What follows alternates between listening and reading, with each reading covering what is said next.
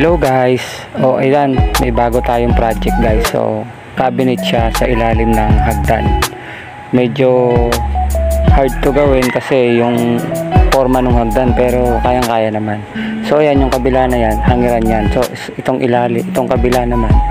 So, ano siya, may slab siya na 3. Yung kabila yung open. So, bukas ko na gagawin yan. Ito munang side na to. Yan, hangiran yan dyan. Bukas ko na gagawin yan. Ito munang kabila, yan. So ayan, nilalagyan ko na siya ng mga divider. Sukat-sukat muna. So pinagawa lang yan ng isa nating kaibigan. Yan. Siyempre yung ginamit kong plywood dyan is 3/4.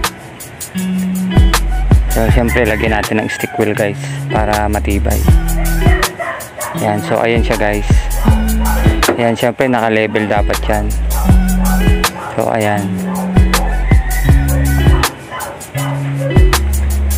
Ayan na siya guys. Di ba?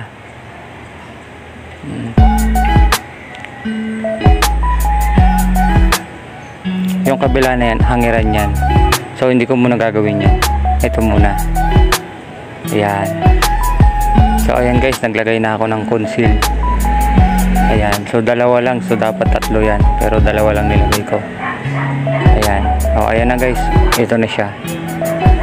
Ayan na. Ayan na siya guys. Diba, 0-0 yung pinto. Bahala na yung magmamasilya yan tsaka magpipintura kung paano niya didiskarte yan, kasi 0-0 yung pinto.